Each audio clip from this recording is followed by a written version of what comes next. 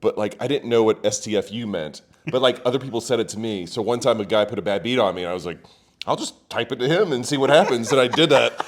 And then like he went off on me, and I was like, I don't even know what this means. Explain it to me. And he thought I was trolling the entire time. Yeah, that probably was. And he was just crushing me. And like I was like, my wife came in. I was like, do you know what STFU means? She was like, no, not idea. Me and my buddy, we making all of this money. Yeah, I know it's rude to be bragging. They never catching us slacking. Me and my buddy. All right, guys, welcome to Table One Podcast. Justin Young, Art Parmann. Hello. And our very special guest, Dylan Linde. Hello. Is it Lindy or Lind? Linde. Okay. Yeah. Come on now. I was not 100% either, but I just went with it with confidence. Oh, sorry. I've learned. Yeah. And is it Dylan or Dylan? 5 best rappers of all time. Dylan, and Dylan. Yeah. They should do a remake. So welcome. I'm sure you've watched every single one of our podcasts. We'll just assume you have. I actually have. Oh, that's fantastic. A true fan. Yes. Man. But usually what we like to at least kick off with before we get into more current day stuff is how one transitions from a normal, smart, I'm assuming you're smart, I've hung it out enough with you, individual to getting into something as crazy and silly as gambling or poker or that transition. But first, for those who don't know, Dylan Linde is a tournament poker superstar with how much in winnings? Over $8 million. Over $8 million in winnings. And everybody knows there's no buy-ins, that's all profit. Yeah. And so how did it all begin, Mr. Linde? I mean, in the beginning, I am, this might shock you guys, but mega nerd. Was really into video games and wanted to be a professional gamer. I played a video game that was like similar to World of Warcraft called EverQuest. Basically, like completely fucked off my college career. Where was this college career? It started at University of San Diego, but I don't know if you can call it going there if you don't go to any classes. I had a perfect GPA my first semester, 0.0. Just did partying and video games, and then ended up going. I'm from Idaho originally, as you said, and ended up back at University of Idaho after I lost my scholarship, and started playing Magic: The Gathering competitively. What was your scholarship for? It was an academic scholarship. It was National Merit Scholar. What were you going to school for? I mean, what was the goal before you discovered nerdiness and alcohol? To be a marine biologist. I wanted to be Jacques Cousteau. Yeah. That's kind of sexy. Yeah. I one of the few classes I went to was my marine biology classes for the first week or two. You must have felt special since you didn't go to anyone else's. Yeah, I mean, I think he probably does now, in retrospect. Yeah. But when they didn't put me in a scuba suit and have me start swimming with dolphins, I was like, man, I don't know if I can do this. I had to look at things in a microscope. This might not be for me. So I moved back to Idaho and went to University of Idaho and started in computer programming. And just kind of got into playing Magic: The Gathering and playing if you guys are familiar with fighting video games, I was like one of the best Tekken tag players in the country. I like Tekken. I've been on some Tekken Tilt. Me and my wife, we bought the joysticks, we would play, and then I sat down so hard on our cheap couch that I broke it in half. And, when she beat me one time, I was like, "You're just button mashing. You don't even know the combos." Yes. But that's what it's really infuriating. It's kind of like poker. You can kind of get lucky if you just... That's right. Just like randomly mash. Sometimes the mash just completely obliterates you, and it's really frustrating. Yeah, so I'm familiar with Tekken Tilt. Yeah. But carry on.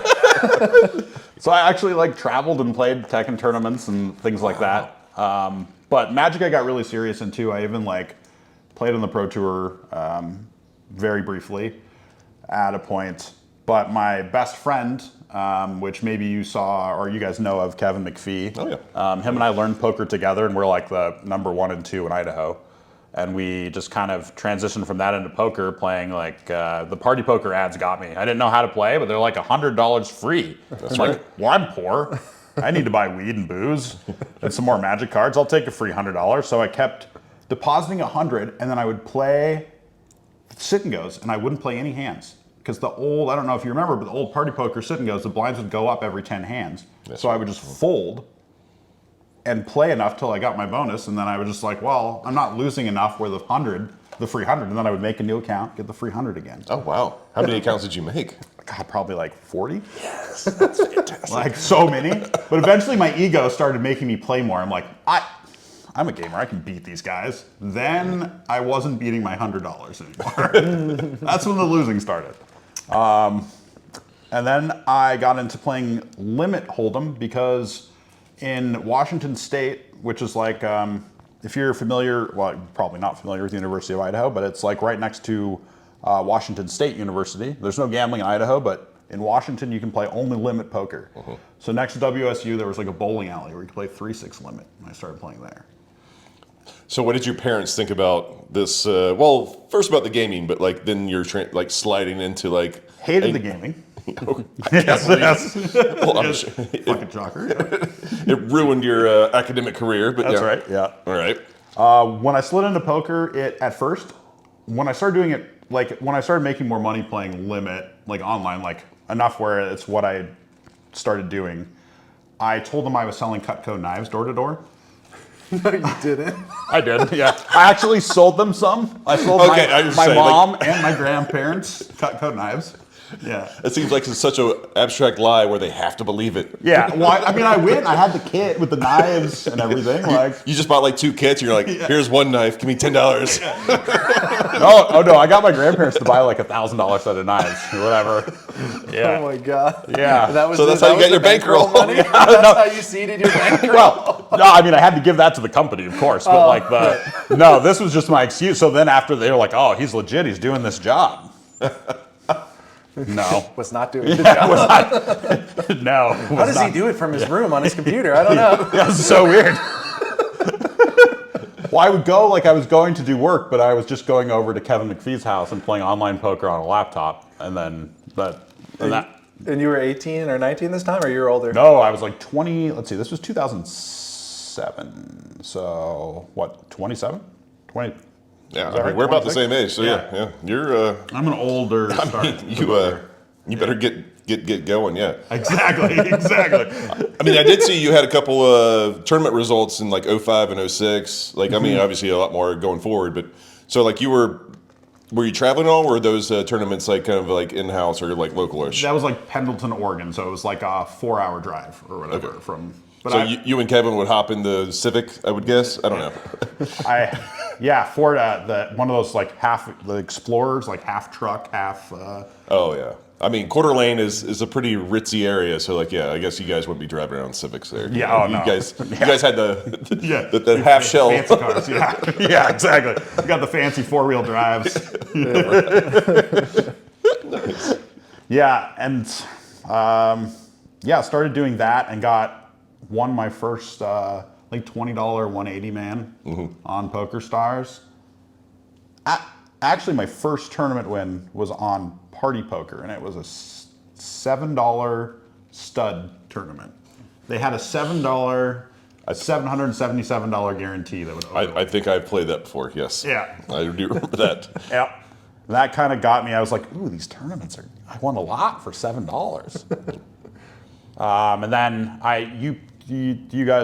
did you play Party Poker back in the day? I played a little. I played Party Poker, and then I was more on PokerStars, and He's younger than us. Yeah. I'm a little younger. I'm 37 now, so Party Poker I would play for free. I think I played a little Paradise Poker when they were giving away free stuff. Oh, yep. So I was there in 06. I was playing online, but like, still trying to drop out of college and hadn't pulled the trigger yet. It was still waiting for your moment. Yeah. So I'm familiar with the balloons when you win a pot or the. No, yeah, I remember that. I didn't know you could turn that off for the longest time. Yeah. I mean, who would want to? Wait, you could turn it off? Yeah, I still didn't know. I like that. Yeah. But you remember when Net Teller rugged everybody, sort of like they took, and that was kind of that moved me from like playing like I'd won that tournament there and I was playing limit and I was like kind of felt like I was the king of the streets, like they had 5-10 limit was their biggest game. Then I moved to Stars and I was winning on Stars in the beginning, and then they opened 30-60 limit hold'em and I lost all of my money. So what was your bankroll when you went over to PokerStars? You think about? Oh, it was massive. I had like 15K or something. There you go. Yeah, dude. I was rich. you're- I was like peak You were rich. rolling in Idaho that shit. rich, baby. Yes, exactly, man. It was like, my friends are making $5 an hour. I'm like, check this out. Hey, I'll get the round this time. Yeah, exactly. I got What's the bill? $14. I got this, guys. Yeah, that's right. Anyways, do you guys take net teller? Yeah. Dude, they used to have a pink card that you could charge. You could. Oh, that's right. Yeah, you could swipe it. Yeah. That's yeah. So you went to Poker Stars, you dusted your whole 15 or down to... Almost all of it. Yeah, down to like maybe 1K or whatever. Okay. Like almost everything I had. what happens then? Then I started playing like very cheap sit and go, like 180 man sit and goes. Those things were fun.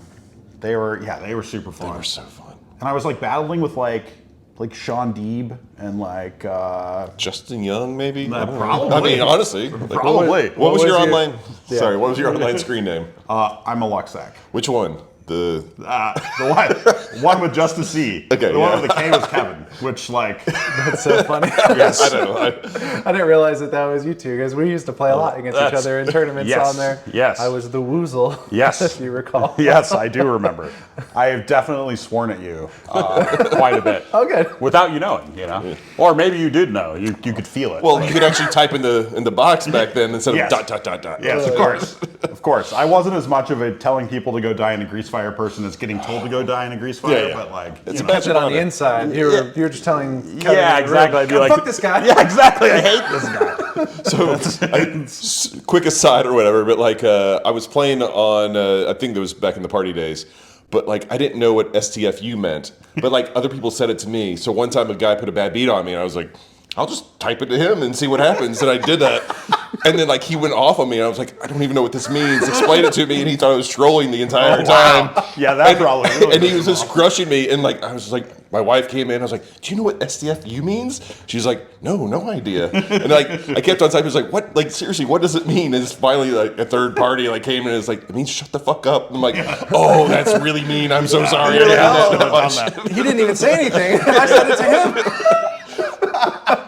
That's how I learned all that kind of stuff. It took me a while for WTF, LOL, like all that stuff. I had zero idea, and I had like sheepishly asked like a friend of mine, like, I'm not old or anything, but what does it mean to you? Oh no, like same thing. I was just kidding when I asked you. Like, I thought there were different interpretations. That's pretty much the only reason I have kids, so that when I got as old as you, they'll be 15, 16, 17, I can ask them what this shit means. Yeah, The like, new what- shit. What's Riz? What is this? I don't know.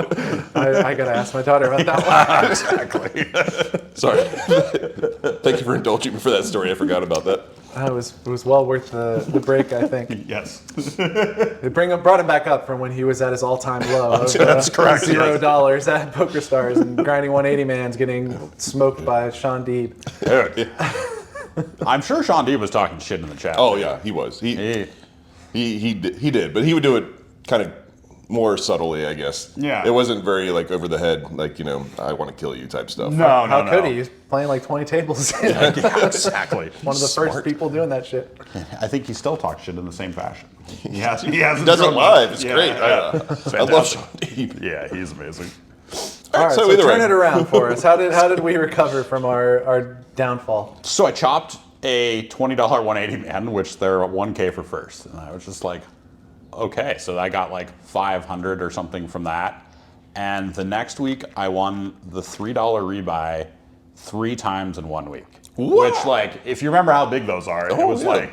like 11K for first. Yeah, they were like 10,000 person fields and stuff. Yeah. Insane. Like, there was actually a point in time in my career where I thought that maybe that I'd use all the run good I could possibly have on that 1 week, because it was so improbable to do that. That reminds me of when I turned pro. It was like January. It was the semester that I ended up dropping out by the end of it. And same kind of thing. I won the 3 rebuy and the 5 rebuy, not in the same week, but in the same month. And I was like, I just made like 4. It was like a weekday 3 rebuy, so it was like 3K for first that day. And it was like the 5 rebuy was maybe 5K, I can't remember. And then, losses in between. I was like up 4,800 for the month, and I was like, fuck you, college. Yep, it's over now. I got this. Yep, you just feel, you're just like, I am unstoppable. I cannot be beat. Yeah, and you were unstoppable. I was. I felt like God's gift. I'm just like, wow, this poker thing is easier than I thought. Why was I so upset? So that was like a 20K week for you, 30K week? Yeah. I think it was like something like, I went from like $1,000 to like, 25K or something in my stars account. And started playing. I didn't like get super crazy and start playing massive. I still wasn't playing like the 100 rebuy stuff where, because that was like back in the day where people were just like open shipping all in every hand. It's a $700 to $900 tournament back in the day. Yeah, exactly. Like I knew I was too conservative. I wasn't like much of a gambler as far as like that was. So I was playing kind of small, and I built up to where I had like probably in the next 7 or 8 months to like where I had 100K, a little more than 100K. Is this all tournaments? Or all tournaments, yeah. I just So I stopped playing cash and just started playing like pretty much all tournaments. Like I would play limit hold'em like at some local casinos for fun, and like we had 10-20 with like a $1 rake, so that was a great game. Not super big, but like profitable, and like playing with people, and like the games were. It was like kind of one of those. Actually, kind of the way poker is here, where it's like they have like a starter list, so you'd go in and get, you'd be with the regulars and play, and be like everyone just like, hey Dylan, sort of thing. Let's go take some shots and play limit. Did you use any like training tools back then to get good, or just you and Kevin kind of bouncing ideas off each other? Mostly bouncing ideas off of each other, but Poker X Factor was a big thing, like Johnny Bax's site, like that whole thing. Like I learned a lot from that. That I think definitely helped me transition to like some of the, even like bringing the idea of ICM into my head, like that sort of thing. But after I built up that year, the financial crisis happened, like the big sort of banking crisis, and my mom lost her business, and she had personally guaranteed all of her stuff for her business, so they were gonna take her house away. So I gave her basically my entire bankroll to stop that, and I was basically down to zero again. And I was lucky enough to be able to get backed by Chris Moorman after like playing a bunch. He had a good stable. Yeah, I remember those years. Yeah, and so by the way, awesome. I mean, nice of you, I guess. I guess you just love your mom. But yeah, I mean, like but still, no choice at the time. Yeah. It's just like this is. And I knew more about how poker worked then, and like, I had some connections with people, so I started chatting with people on Messenger and stuff like that, like more sort of strategy talk, and just kind of like, talking shit to each other at the table. And then it's like, eventually that turns into like friendship. Yeah, exactly. Samesies. But yeah. All right. So you're getting backed by Moorman. This is like 2008, 9, somewhere in that range? Yeah. Okay. And then does he just give you carte blanche to just play whatever you want because you're that good? No, just because he's that insane. Yeah, that's right. I knew the answer. No. I was like the nit, like, it was like I was just super nitty and just like did, like back in the day when everyone was like 6-bet clicking back, I was like, I'll 6-bet click back with aces. The nuts. Exactly. Just wait till I get aces and you try that little clicky move. Exactly. Anyone under the age of 30 that time, like if you 4-bet, it's like, nope, he's got queen jack. I can get him off of it real quick. Exactly. Well, fuck this guy. Yeah. So I was the only Moorman guy that was not in the fuck that guy style. It was the I guess it wasn't that secret, but massive nit. But I did okay. It wasn't like, the thing is Moorman would just like let you play big tournaments.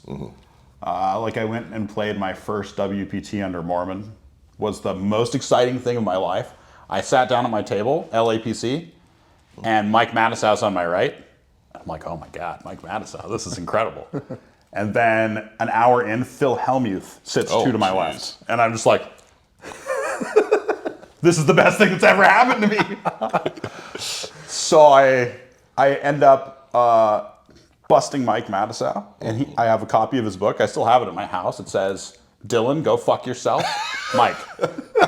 That's great. It's like, like I am like friendly with Mikey now, and it's like he has no recollection of this whatsoever. Yeah. But yeah, I cherish that book. It's That's good. And you end up doing well in that tournament, if memory serves. I did. I went very deep. Yeah. I went very deep. It was a very pivotal mental moment for me because Kevin actually was there too, and we were like swapping and things. And we had both won our first EPT packages, or maybe not first, but very early on in like the EPT thing, to EPT Berlin. And I got deep in the tournament, so I couldn't go. I had to miss it. Kevin goes to EPT Berlin. I'm there, and I end up getting like 24th or something. I lose to this tree win guy who... Sounds familiar. But Yeah, I mean, this tournament was huge. This was like back when WPTs were just insanely large. Like this was like 3 million for first. no, exactly. I just remember being such a fanboy back then. I just like, even if I was out of the tournament, I would just sit there and just like update. Of course. Yeah. Of course, yeah. Oh my God, what? Yeah. They did this pot? They're insane. This guy beat my aces with king, queen suited. I was devastated.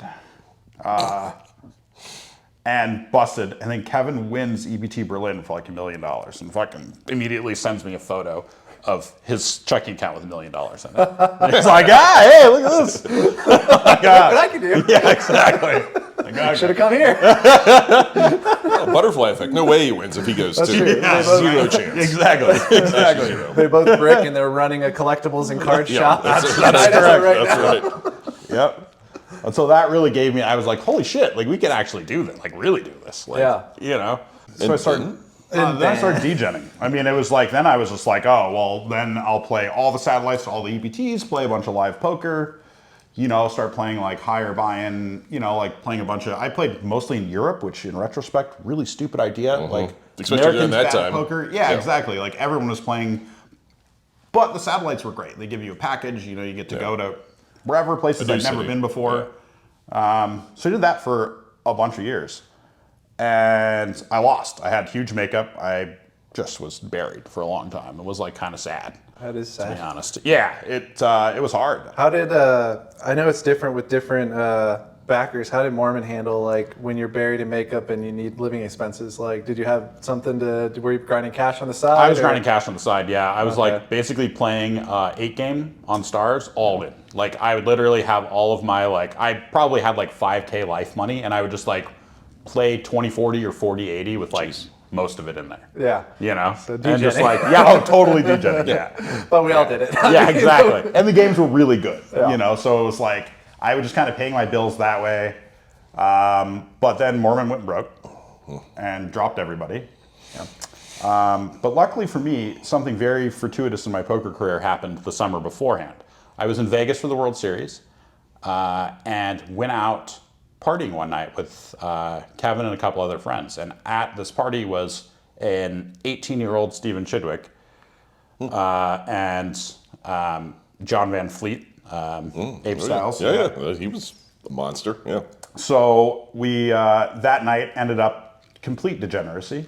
Ended up like super late at night at a strip club with 18-year-old Stevie, and Kevin and I were the only people left, and we became like fairly good friends. So then when Moorman dropped everybody, which was right after Black Friday, I went to I was actually at John Van Fleet's house when Black Friday happened, just getting some like kind of mental coaching and whatever. I ended up getting backed by Elio Fox and Stephen Chidwick. Okay. And then they kind of, you know, it went from poker transitioned from this kind of like, you know, play tight, just try to like get good hands, make good hands, to a more kind of academic and strategic approach. And I built some really good friendships with them, and also they just kind of helped me approach the game from a more healthy angle. Yeah, they got some big brains on those two. Yeah. Yes, yes, exactly. Those are two good guys to get coaching from. Jeez. Yes. And so, I mean, it really changed, it changed everything about my approach to poker and the way I thought about the game. Like, you know, I'm one of those stupid solver nerds now. I mean, Yeah, you are. you know, I certainly like just getting in the streets and you know, doing my thing, but I think that like taught me to build the base with that and then go from there. And so then when I was playing for them, I started playing like more controlled, less degenning. I still was like in and out of makeup quite a bit, but I started to have more and more success. I remember final tabling PCA. The 10K, right? Or, Yeah, the main event. I remember that, yeah. I got 8th place, which was kind of devastating, but it was still it was the first time I'd ever final tabled a tournament with 100K for first. Yeah. So like so many years of playing it, I've been trying to do it and they just never done it. And then like obviously like 8th, kind of feels like a kick in the nuts. But it still was like this, again, that feeling, like I said, when Kevin won this, like, wow, I actually can do this. And so I just kept like pouring more into studying and execution and talking theory with my good friends. And we kind of got on kind of like pioneers of like the Pio solver, like when it first came out, we formed a group, started using it a lot. Mega nerdery stuff, which shouldn't be shocking. And success kind of piled up, started playing bigger and bigger. Got lucky to win WPT 5 Diamond. Oh, well, yeah, but like... That was 2018, right? Mm-hmm. Yeah, I remember. I went deep in that one too, but not that deep. 40 something. So the PCA wasn't your first 6-figure score, was it? Or It was. It was? Okay. I believe so, yeah. All right. I believe so. It was. I hadn't even had any online ones before then. Okay. But then I won a couple of scoops right after. Oh, yeah. Which gave me a couple more. Mm-hmm. And I won a circuit in Hammond. That's when I was. I thought that would be like kind of your breakthrough moment, but I guess you had enough online success. It really wasn't. Well, so that was a really mixed bag. Like that, I was in like 280K makeup, and I won the tournament for like 320K. Yeah. So like, I made some money. So you cleared and you have a monkey off your back, but like not enough to... not to go on my own. Yeah, exactly. It was like it felt good, but also like I left the casino at like 3 a.m., drove to a McDonald's and just ate McDonald's, and I was like looking at this check and I'm like, I was actually kind of sad. I'm just like, oh, None of this is mine. And yeah, exactly. And I don't know if y'all have been to Hammond. Not a nice place. Not It was a nice McDonald's at least. Maybe. I didn't get Sorry to sad. all our Hammond viewers out there. Your place is not nice. Yeah. Back when Dylan was there. I'm sure it's great now. Please don't stab me when I go back. I've told the story before, but like just real quick, just for you or whatever. I was back for like 2 years, and my backer was at the same final table as me. As soon as he busted, we all chopped, and I was deep in makeup, and I cashed for 100K, which is like the biggest cash I had for like a couple years. So like it was just emotionally so happy for me. I go to the cage, backer's right behind me. Dealer counts out the 100K in flags at Bellagio, and I don't even touch him. The backer literally just comes in, just stacks them up, and just like puts them in his pocket as he's telling me a bad beat about like him at the final table. I'm like, oh, this is nice. Right? Yeah, I love this. So are we done now? Can I just go home now? Like we went from like elation to a 10, like just down to a 1 within like a second, and like I cashed for 100K, and I was like, right? I mean, I'm glad I'm closer to like even, like I get like, money, but at the same point, I was like, can I just touch one of the chips, please? It's a weird feeling, man. It's such a weird feeling. It's hard to relate to. I mean, at this point, a lot of people, I'm sure, watching this have been backed and have had the same kind of experience, and it's just hard to explain to someone that like, yeah, I did this thing for myself, but also for my backer, and like here comes all this money, and like you're going to grab it, and then it's just like a big rake comes in and smooths it out, and a little pat on the head, and like, all right, better luck in the next one. Here's 500. It's like go do something fun. Yeah, go to McDonald's on me, buddy. It's fine. Thanks. Exactly. Try the fish fillet. Upgrade if you want. Get that extra nugget. Yeah, supersize that. Put the barbecue sauce on makeup. That's right. That's right. So in that interim from Hammond, what year was Hammond? Do you remember? 15, 16. Okay, so you were that was your kind of like I wouldn't say like you said the breakout moment, but that's your like you're coming out and then building momentum. Yes, and for sure. it just continued and carried on after that, or were there still struggles? It did, yeah. No, I did that, and then I went and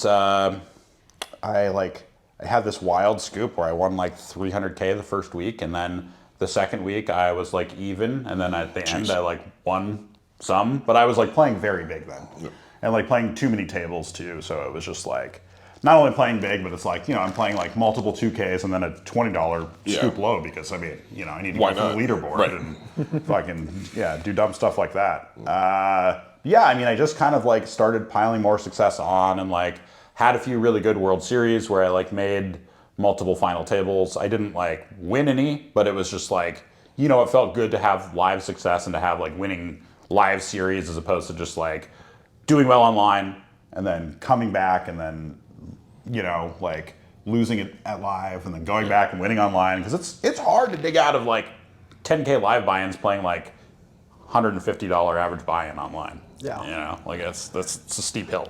Yeah. And did you, when did you move to Vegas? You live here now, right? I do, yeah. I moved to Vegas in 2018, actually, like right before Five Diamond. My, at the time, fiance and I moved here, and we had just decided we were living in Playa del Carmen for a long time in Mexico. Okay. And we just kind of decided that we wanted a dog and, you know, like a house and things. They don't allow dogs in Playa del Carmen? Or? Only Chihuahuas. Yeah. Well, I mean, like a dog, like a condo for a dog, like, you know, I don't want a tiny dog. I want like a dog. Yeah, Right. a dog I can roughhouse with, and you know. Right. You know, animal abuse. I get it. Yeah, exactly. Well, I hope he is not watching this. You hope your dog isn't watching this? No. The ASPCA or something like that. All right, I'm with you. All right. What kind of dog did you settle on? It was a mutt. Very punchable. Yeah, exactly. One that couldn't fight back, you know. He was too abused in his previous home to fight back. So targeted him. Sorry, what was his name? River. Okay, that's good. What was his name? River. River. Okay, Yeah. good. We wanted not a poker name, and then my mom was like there when I first got him, and she was just like, everything she said was poker related. And then somehow River sounded right, and I was like, okay, fine, River. All right. Rivers can be good, rivers can be bad. Yeah, you know? exactly. It could go either way. Exactly. Good river or bad river. Good dog or bad dog? Yeah, I get it. Exactly. All right, so in between, you moved to Vegas not till 18. So you were having success along the way. Did you ever go on your own in between? No. Five Diamond was like the kind of the moment. Like I was not in a lot of makeup when it happened, and like I had a good $1.6 million, I believe, right? yeah, big one. That's a lot. Did you guys do a chop or anything? No, Who are you heads up against? Milos Skirmish. Milos. Yeah, great guy. Yeah, you guys probably played with him, huh? Yeah, a little bit. He drank all 5 days of the tournament Yeah. with barely even sleeping. But it was a surreal moment. We got to the final table and we were playing, and like him and I were 1 and 2 in chips, and we had been at the same table on day 2 on my 5th bullet, so I was a little sad because I was like not that deep in the makeup, and now I'm on bullet 5. I'm like, oh god, okay, Here we go again. So the whole tournament, I'm just looking and I'm like, okay, I need 24th place to break even. Okay, great. Need 18. Make it's McDonald's money. Exactly. I'm like, I don't know. Final table was weird. I just never. It's like we got to heads up and we never even discussed it. We just started playing, and What was the chip disparity when you started heads up? pretty even. Oh, Like wow. I think I had chip lead maybe like it was like had 20% more chips than him or something. Not like a big amount. We were pretty deep though. We were like probably 60 big blinds deep. Or, Oh, wow. Yeah, it's deep for a tournament. Yeah, no, that's huge. deep. Yeah. Heads How up. long did heads up take? 2.5 hours, 3 Okay, hours. so good bit of time. Some Yeah. grinding down. All right. We had a really interesting moment where there's a hand where I end up bluffing him in this huge spot where he like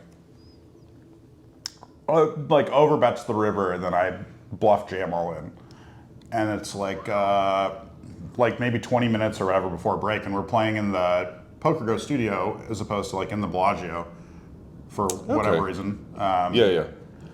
And so we go on break, and like in the studio, there's the bar and the TV there, and they like his friends, like some of his friends and my friends were like, like we had some crossover there. Like Tyler Cornell was one of his good friends, and like I'd stayed with him at World Series before. And I go to the bathroom, they're all standing at the bar and like having some drinks, and I come out, and that hand was on the TV, and Milos is like, and he's watching it happen, and then he's like, yeah, you just see it register with him, and he just like looks at me, and he's like, how the fuck? He like gives me this weird look, and he's like, how did you? Because he was like kind of bluffing. He like bottom pair and like a flush blocker or whatever that he was turning into a bluff, and it just like everything in the match changed from that. It was just like.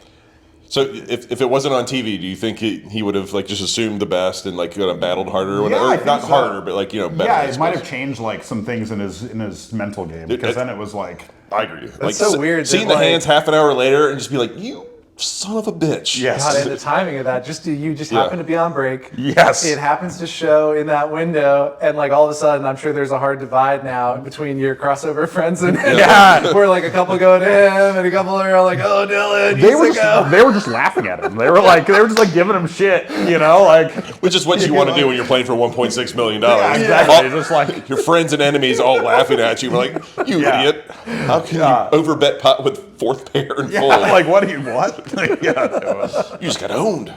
Oh my God! So you just what a run out! Just like that whole situation. Yeah, crazy. it was wild, and like I like throughout that, like at the final table, I remember like on a dinner break, like going and because my friends like Stevie and Elio and a couple of my other friends were playing like this 100K at Bellagio. So I like walked back and was like walking. And they were all like they had it on the TV there, and so they were all like, "Wow, look at this hand! Like you're doing great!" And everyone, So then I remember walking back like after I won, and everyone was just like, like cheering, and people were, like it was cool. That's gotta be So- your chest puffed up 3 Yeah, sizes. exactly. I'm like, oh.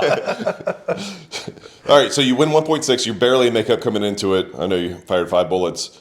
So after that, were you just like parting ways with backers, or were you just like couldn't wait to play bigger and bigger? No, so we discussed it, and they were like happy to have my action, but kind of talking about it, we entered into an agreement where it's like if I wanted to play bigger, we would just have a standing agreement where they would buy whatever I was like uncomfortable. That's nice. So rather than doing a makeup deal, it was just better for all of us because then they're not chained to it if they want to do other things or whatever. I'm not chained to it. There's no makeup. So it was just like a flat 25% at like 0 makeup, and like they could just take whatever. And then we would just great. negotiate markup after the field. Like we'd see the fields, and then like basically like it was like they would buy, and we would just trust one of them to set the price because it's like we're all like, Dude, that's a great deal for both of you. Honestly, that's fantastic. It was. I felt like it was very fair, and it was like it took stress off of all of us. Take some trust, but like outside of that, 100%. Yes, 100%. I think having been in business together for so long like really helps that. Yeah, hard not to trust each other at that point. Yeah, exactly. It's like we lived together. We all like it's like we'd been in business for like 7 years or something like it. All right, so this is a nice origin story. It's long. I like it. Yes. So between 18 and God, that was 6 years ago. Mm-hmm. Jesus. So between 18 and now, give us the short version. Or continue on however you want.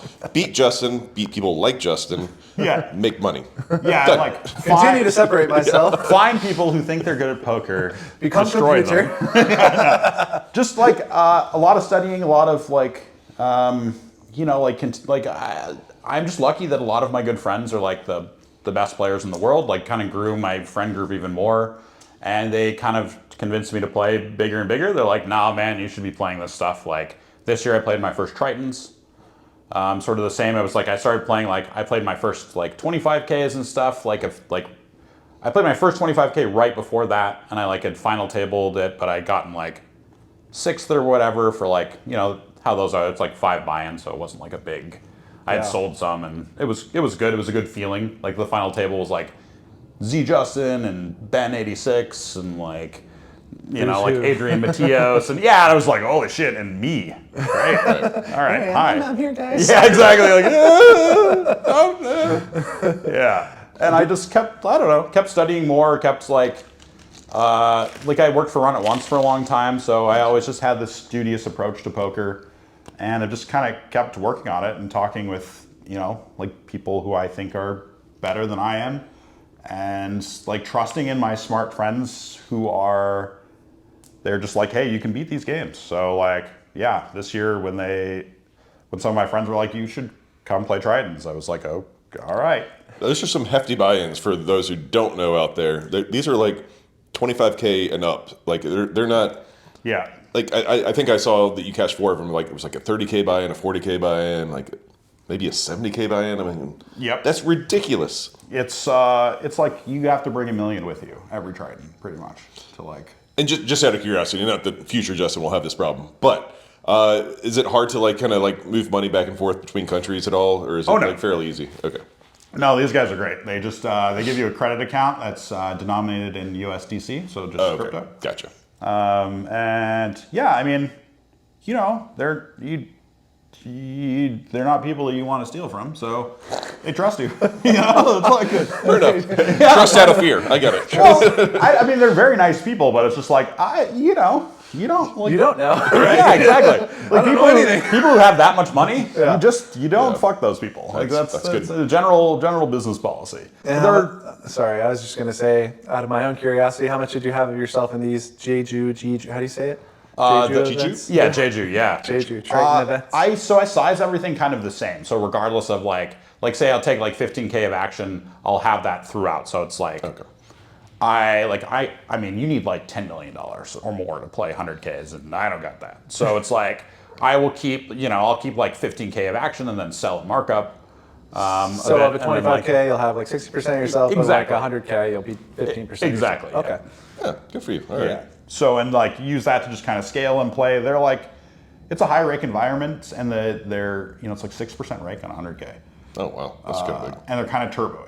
So, but there's a lot of players that you want to play against. Also, they give you everything for free: hotel, food. Oh, really? Oh, okay. Yep, it's all everything's No, it's included. okay, I was going to say, there's some rake there. They're just getting Yeah. there, but apparently not. Yeah, no, it's really your flight. It's cheaper than everything else. It's like, Wow. Cool. and they make sure that the VIPs, the people you want to play against, are there. They love playing there. They treat everyone great. Like it's the best. Outside the Poker Go studio, it's the best playing environment I've ever played in. Like everyone's having a good time. It's very healthy game environment, as opposed to like some of these where it's just like, Yeah. There you go. Yeah. like People not making poker fun. Man, no, I'm not into that. I mean, I will play some of those if I have to, because I'm a DGen and I'll just play tournaments because I love them. But yeah, I'm much happier playing this when people are having a good time gambling. They're like, I busted this 50K 5 times. I'm coming back in again. And they're, still just whatever. And people kind of laugh at him. He's like, you guys. Yeah, exactly. Exactly. Like, That's the right attitude to have. Like, no one should give him shit. Like, I mean, I love that. unrequited. That is kind of going to the spotlight now, because that's like our whole brand. What we're trying to do, just make poker fun again. Yes, yes, And- exactly. And seeing that in like the high rollers it's good. It's good that people are doing that. It's fantastic. It really is. I don't know if it really hit me this January in the Poker Go stuff. Like you played a bunch of them. When you watch like the final tables when they weren't in that back room. Yeah.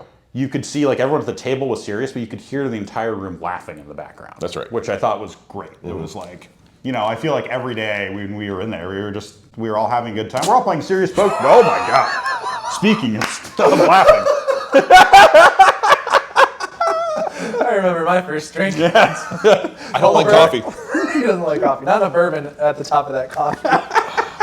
Man, that like hit the back of the throat way too hard. That's All right, maybe we'll edit, maybe not. I guess it's always up to Art whether or not my shenanigans actually As long as I make it didn't on do the there. embarrassing thing, I'll just leave it in. Yeah, exactly. Sorry. Justin's got a funny whiskey story that's similar to what just Oh, happened there. jeez. I mean, yeah. Well, I mean, it's kind of sad too. But like, I won't get into the more Just leave out morose the part. sad part. So me and a few of my friends were drinking at a bar late, commiserating something very sad that had happened. We won't get into it, but it was something that's like crying the entire time we're there. And like we all agree, it's like, let's do one more shot. Jameson Orange is like the choice because it's 2:00 and no one can feel feelings anymore. And I go to drink it, and like there's no regurgitative thing. My throat just closed up, and it's we're done for the night. No. So I go to take it, and it closes up and just shoots straight up and lands directly into my eye. I go home, like my wife was there. She was nice enough to pick me up. We go home, and I'm just belligerently yelling at my wife, I can't see out of my eye, and she's just laughing at me. She like puts me in the shower, and I throw up, and it's all fine. I wake up the next day, I was like, can't see out of my eye. Wow. Like, we need to go somewhere. And we go to the optometrist, and they're like, yeah, you have chemical burn in your eye. And I'm just like, shit. oh. She's like, what happened? I was like, nothing. No, I ended up telling her a story. She's like, jeez, all right.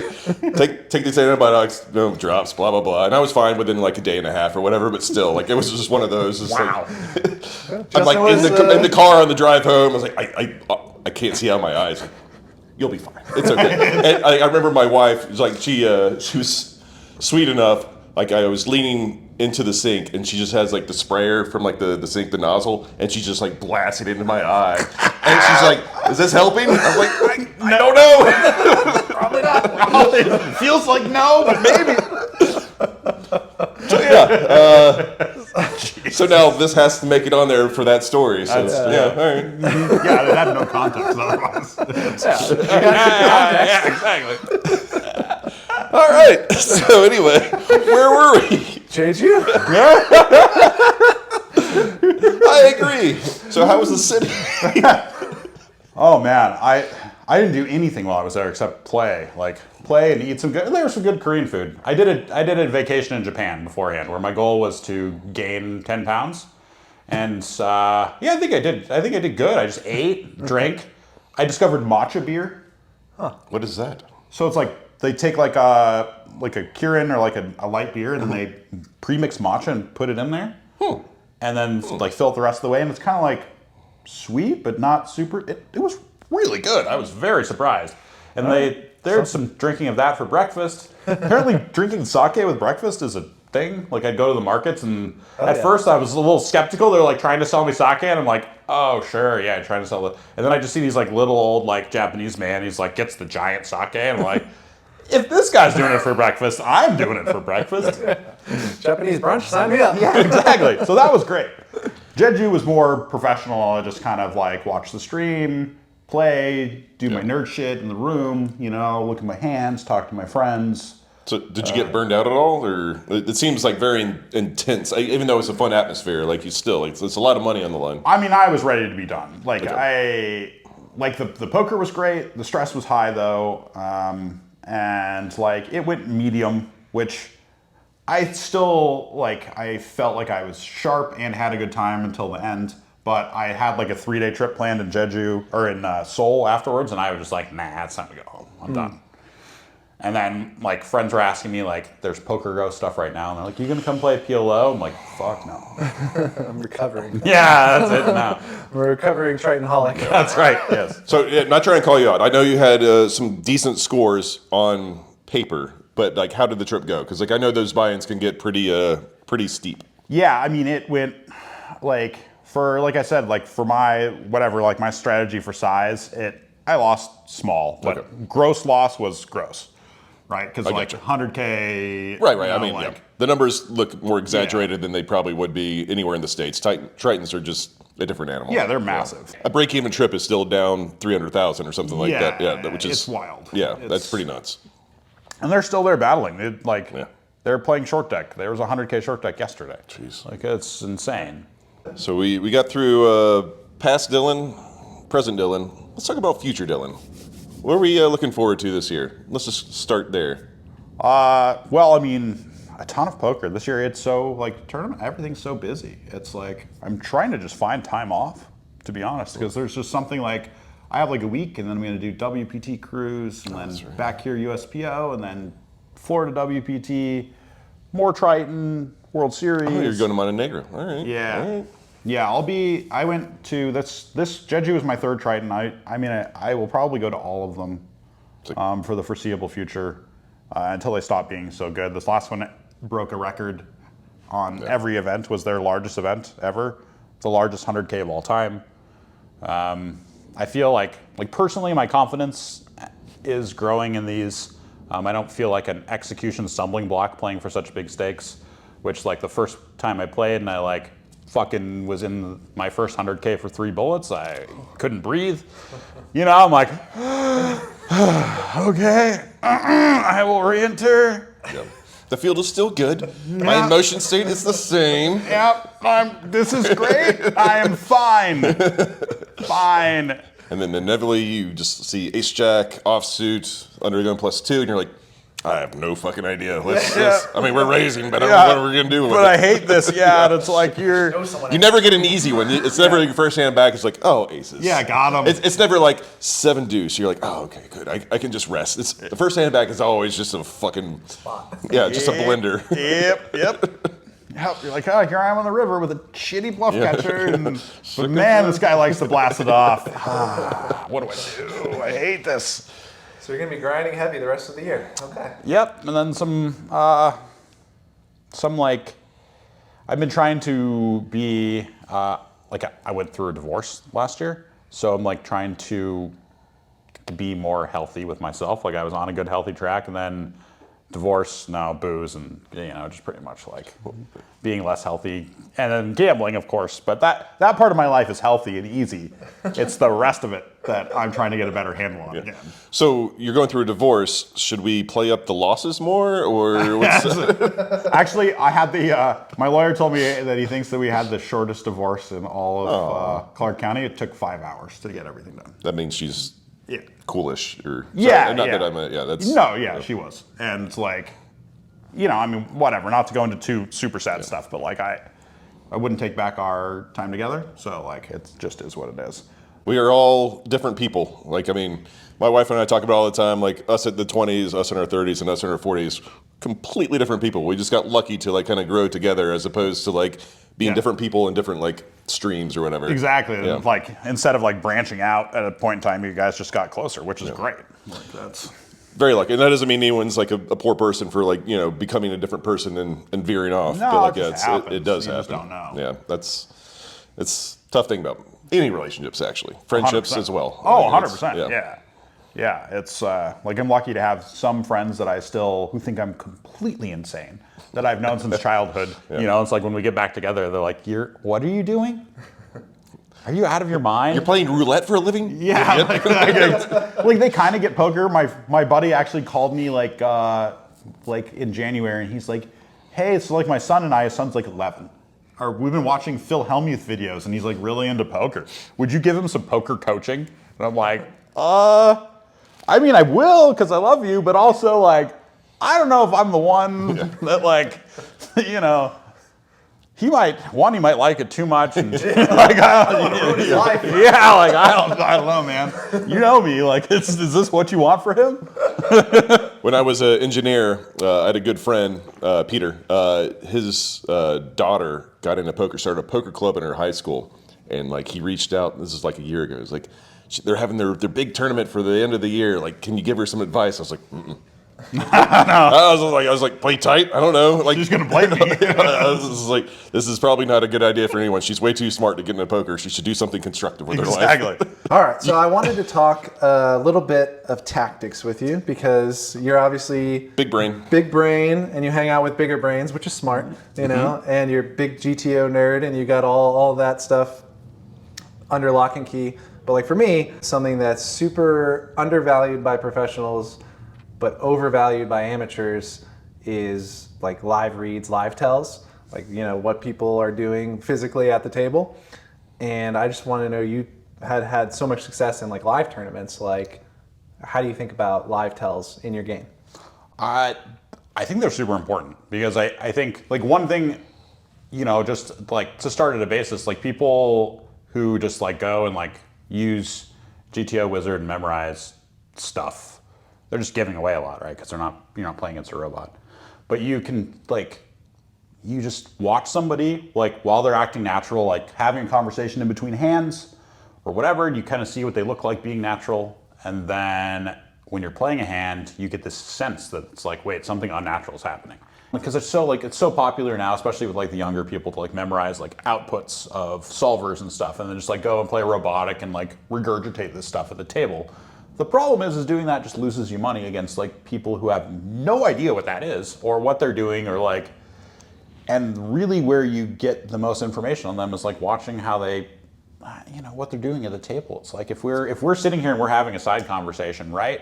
Like, I can learn a lot about you just from having a side conversation at the table. And especially if you're, not a professional, where you're not like, I can see like how you act when you're natural. And then like we get to the river, right? And it's like, I don't know. Yeah. And you're just like weird and like kind of frozen. That's a good like reason to actually talk at the table. And like, I mean, past the actual genuine friendships you will make during this, but like on top of it, like you can see people like, oh, this is me in my normal life. And all of a sudden like a stressful situation comes. and people either go one way or the other, and it's just like, okay, as soon as I figure out which one of these it is, this is gonna be very easy. Exactly. And you just, all you have to do is figure out which way they react to the stress, right? right. Is it like, does like having it make them nervous, or does bluffing make them nervous? Right. Which is a difficult decision. It could be just both make them nervous and they act the same way nervous. So like then it kind of balances itself out, which is kind of frustrating. I found that out a few times. Yes, exactly. I actually had this happen. This came up just in Jeju. I had this hand happen against another professional, but I don't know like how experienced he was like playing live and playing high stakes. This guy and I get to this like it's like this hand that starts with like him limping the small blind to me raising and him like limp re-raising me. But we get to the river in this spot where I have like basically a bluff catcher, and I just watched him play this other big pot where his pulse was just racing the whole time. And like, you know, usually people, at least in my mind, like when they're bluffing, their pulse like usually just keeps racing regardless of how much time you take, and then when they have it, they kind of calm down. So I'm like throwing out these time banks, and I kind of do this thing when I'm trying to like get some information off people where I feel like if I just sit here and I stare at you, you're like in this like defense mode, right? You're like, oh yeah, I'm not gonna give anything away. But if I'm like talking about my shit and I'm like, you know, looking at the pot and doing things, then I look back and like, you know, and I'm like throwing time banks out and I'm looking at this guy and like, and his pulse is never stopping. And I'm like, okay, like this is, you know, like theory wise, this was like a pure call hand, right? But it's like, I don't know, like this is a hard spot to be bluffing. And his pulse just never stops. I'm like, all right, I fucking got this guy. I used 5 of my time banks. Like we have 14. Call. Set. I got it. Yeah. Yes.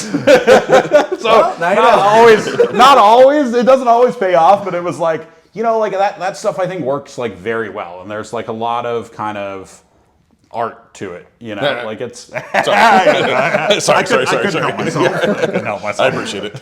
No, I think I appreciate that the sometimes working thing, because I found the same thing that like, I mean, it's just like poker, right? Like you have a spot, you're like, I'm going to call on the river here. Sometimes I'm good, sometimes I'm not. You know, you got to apply that to like when you're making those kind of decisions too. You're like, okay, well, I think, you know, I'm going to find out either way if it means anything. Exactly. And then we're going to, you know, either win or lose this money. And that's kind of the byproduct of that. But hopefully, you know, hopefully it works more than it doesn't. Exactly. And I think like people think that like having a tell on somebody is like 100% confidence situation, but it's not. It's just like it adds a few more percentage points to like that you might be right. It's like, oh, okay. You're getting 2-1 on your pot odds. You're going to call like a third of the time, and then all of a sudden something happens. Yeah, and you're just like, oh, easy, whatever, one or the other. Yeah, exactly. It just leans you one way, and it helps. And if you can parse that information well, then I think you're going to vastly overperform versus just like, you know. I'd say for a good way to put it for like the GTO guys out there that are like not ever thinking about what a person's acting like at the table is like if you picture their whole range, I guess what you think they have, just like put like a target on it, and you can kind of shift it like a few pieces towards value or towards bluffs, and like, just like make your decision that way. There's certainly nothing wrong with like GTO wizards trying to incorporate that. Like it's kind of like field players, more like myself, trying to incorporate GTO. Like it's, you know, you got to have a hybrid to be successful, I think. And I think most of the people that play the high rollers do a very good job of like incorporating reads into it. It's kind of scary that they can be so robotic and at the same time, like actually value the emotions at the same time. 100%. Yeah. I had a really cool conversation with Chris Brewer recently about this, where it's like, you can like win at poker by playing the whatever. Like if you can play perfect GTO, you'll win at poker. But the people who overperform are the people who are willing to make gigantic errors on both sides, on folding or calling or whatever, bluffing it off because of other information they're gathering. And that's how you really perform well, is to just be unafraid to look really stupid or really smart. Because you're not going to look really smart if you don't sometimes look really, really stupid. This is probably 2 weeks ago. Another guy in our game basically like checked and then check called 2 streets with ace high, not even a good ace high, on like a pretty mixed board. And like I was so mad, like I took his cards and I ripped them up. And I'm not proud of myself, but it felt so. But you are strong. I'm impressed that you could rip them up, man. I've done 4 at a time before. You know, no big deal. Wow. No big deal. I play PLL. Yeah, those are tough. But no, like it was one of those. It's like, that's such a good call. I'm an idiot. All right, give me those cards and rip them up or whatever. There's a good story. This is probably like 2011 or 12 in the Fontana Lounge. Drunk guy came in, reached for the tournament, ran up a huge stack and dusted it off. And they all in, he's just like, if I lose this pot, I'm going to eat my cards. And everyone's like, whatever. And then his 5% didn't come through. He literally took one card, just started ripping up. Just like very slowly, methodically too. Like it wasn't like just like shove a card in your mouth. It was like I can only handle this little tiny corner. All right. I went down and he's just like, and we're all just like watching, like, oh, is he gonna do the whole thing? Wow. Was it David Blaine? Did he pull the ace of spades out of his ass afterwards? And he's like, woo! Look at this. Was this your card? Yeah, that would be. He pulls out the nuts. All right, Dylan, before we wrap up here, anything you want to promote? Where can the people find Dylan Linde online? So I just started working with Octopi Poker. I know you guys had Chewy here talking about it a little bit. So I'm doing some coaching there, which I'm excited. I did coaching in the past, so I'm excited to work with them and kind of get back into the coaching streets. I also have a book, Mastering Mixed Games. Feel free to check that out. It's I've been told it's good. Is it on Amazon? Where can we find it? It's on Amazon, yeah. All right. It's on Amazon, D&D Publishing as well. There's an audio version, so Who does the voice? Is it you? Yes. If you want to fall asleep at night, I've been told that my run-on-once videos are very, very good for sleeping. Soothing. Yes, exactly. That Marley Sprague has a good video on that or clip where she's doing like videos and just like perfect way to fall asleep. Yes, exactly. I don't know if you make an appearance, but videos in general have worked wonders for many people in the past. I have fallen asleep to a lot. Either way, the book sounds great. What kind of mixed games are we attacking? Like everything from Badoogie to Badesi, or just like horse or? Yeah, it's all the horse games. Okay. Badoogie, Badusi, Badesi, Deuce to 7, no limit with a cap. PLO 8 with a cap. Jeez. Yeah. So anything to beat like Crazy Mike's mixed game? That's correct. Yes. Well, all right. Yes, exactly. Yeah, it was a fun writing process, and although there's one big editing error, I'll just put out there. I have an example of triple draw that has 4 draws. The advanced version. Yes, in case you find yourself in a quadruple draw game, I got you covered. So who did you edit it, or how much control did you have over this? Was it just I wrote it and then gave it to the publisher and then edited it. I got you. It's got to be tough. Like you're dealing with such intimate details of something probably most editors would never even know to understand. Exactly. Yeah. And a benefit or a detraction from the book, Phil Helmuth wrote the foreword, so I don't know if that sells it or makes you want to burn it. I don't know which one. A little bit of white magic. Yeah, exactly. Sprinkle a little magic. Yeah. We're gonna have him on eventually. He actually agreed to do it at some point. Wow. Oh, spoiler, guys. Eventually. We'll see. I don't know. Talk to his agent. That'll be. Yeah, I was gonna say. Yeah, I got to go through his people. Have him talk to your people. This is my people to get in touch with his people. We're friendly. I like Phil. Phil makes me laugh. We have a good time together. He's a character. All right, where can people find you on socials? At Dylan Linde on Twitter. Easy. I'm pretty sure it's Dylan, but go ahead. Yeah. Oh, yes. Sorry. I think it's called X now. Oh, Jesus. Yeah, X. Sorry, Elon. Please don't Elon, make my car crash into a wall. He supports your product. It's okay. I think everybody here owns one of your cars, Elon, so we'll call it X from now on. Yes, X. I don't know. I don't do much social media stuff. So, that's about it for there. Cool. Well, thanks for doing this, man. Thank you guys for having me. No, that's been great. It was a lot of fun. Yeah. That's the problem. Me and my buddy, we making all of this money. Yeah, I know it's rude to be bragging. They never catching us slacking. Me and my buddy, we working hard for this money.